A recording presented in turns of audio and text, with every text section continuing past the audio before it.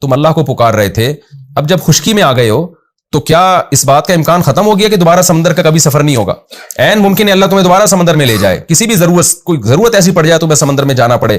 فَيُرْسِلَ عَلَيْكُمْ قَاصِفًا مِّنَ الرِّيحِ، پھر وہ بھیج دے تم پر ہوا کا بہت بڑا طوفان، فَيُغْرِقَكُمْ، پھر تمہیں غرق کر دے، بِمَا كَفَرْتُمْ، اس کفر کی وجہ سے جو تم نے کیا، کہ پہلی دفعہ خشکی پہ آنے کے بعد جب تم اللہ کو بھولے تو یہ کفر تھا، تو اللہ یہ بھی کر سکتا ہے کہ تمہیں دوبارہ لے جائے۔ تو یہ آیت بھی ہر اس شخص کے بارے میں ہے جو مصیبت میں اللہ کو یاد کرتا ہے اور اللہ سے وعدے کرتا ہے، اور جب وہ مصیبت اس سے دور ہو جائے تو پھر وہ اللہ کو بھول جاتا ہے۔ تو اللہ اسے بھی ڈرا رہے ہیں کہ اللہ دوبارہ تمہیں اس مصیبت میں ڈال سکتے ہیں۔ ثم لا تجدوا لكم علينا به تبيعا، پھر اس پر تم ہمارے خلاف کسی کو بھی تبیع نہیں پاؤ گے، کوئی ایسا مددگار نہیں جو ہمارے بعد آئے تمہاری مدد کرے۔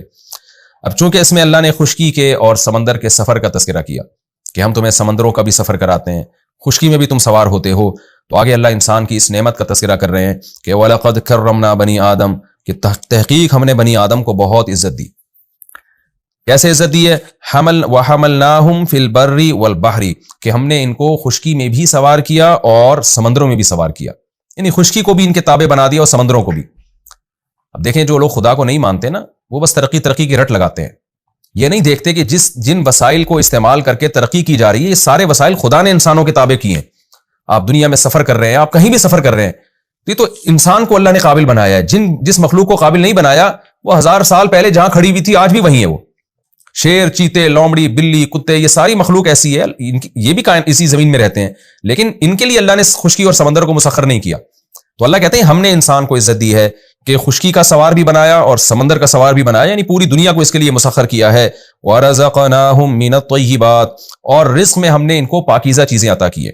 یہاں بھی رزق کا ترجمہ کھانا پینا نہیں ہے، بلکہ زندگی گزارنے کے تمام ضروری لوازمات۔ اس لیے مفسرین اس کا ترجمہ کرتے ہیں کہ انسان کی جو زندگی گزارنے کے لوازمات ہیں وہ بھی بڑے عالی شان ہیں، یعنی انسان کو جتنی نعمتیں دی ہیں تمام نعمتیں اس میں داخل ہیں۔ حسن و جمال بھی رزق کا حصہ ہے، رزق میں داخل ہے، لہذا حسن و جمال میں انسان کو سب سے اعلیٰ مقام دیا، اور اللہ نے آپ کو جو سوچنے سمجھنے کی صلاحیت دی یہ بھی اللہ کی طرف سے ایک رزق ہے۔ اس میں بھی اللہ نے آپ کو جانوروں پہ فضیلت دی، جیسا انسان سوچتا ہے ویسے جانور نہیں سوچ سکتے۔ پھر جو کھانے پینے کی چیزیں اللہ نے دی ہیں، جتنی نفیس اور بہترین اور شاندار خوراک انسان کی اور جتنی لذیذ اتنی جانوروں کی نہیں ہے، کسی جانور کو اللہ نے ایسا پروٹوکول نہیں دیا۔ اسی طرح جو لذتیں انسان کے لیے رکھی ہیں، جسمانی لذتیں، وہ لذتیں بھی انسانوں کے لیے جانوروں کی نسبت بہت اعلیٰ نوعیت کی لذتیں ہیں۔ تو یہ تمام چیزیں اس میں داخل ہیں۔ اللہ فرماتے ہیں کہ وَرَزَقْنَاهُم مِّنَ الطَّيِّبَاتِ، ہم نے انسان کو پاکیزہ چیزیں بطور رزق دی ہیں۔ وَفَضَّلْنَاهُمْ عَلَىٰ كَثِيرٍ، اور ممن خلقنا، وہ مخلوق جو ہم نے پیدا کی ہے ان میں سے بہت سوں پر ہم نے انسان کو فضیلت دی ہے، تفضیلا، بہت زیادہ فضیلت۔ تو یہ سب کام ہم نے کیے ہیں۔ ملحد کہتا ہے یہ سارے آٹومیٹیکلی خود بخود ہوئے ہیں، اللہ کہتے ہیں یہ تو ہم نے انسان کو فضیلت دی ہے، تو پھر انسان کو بھی چاہیے کہ وہ ہمارا شکر ادا کرے، ہماری عبادت بھی کرے، ہماری اطاعت بھی کرے، ہمارے احکام کو فالو بھی کرے، اور ہمارے ساتھ کسی اور کو اس میں شریک نہ کرے۔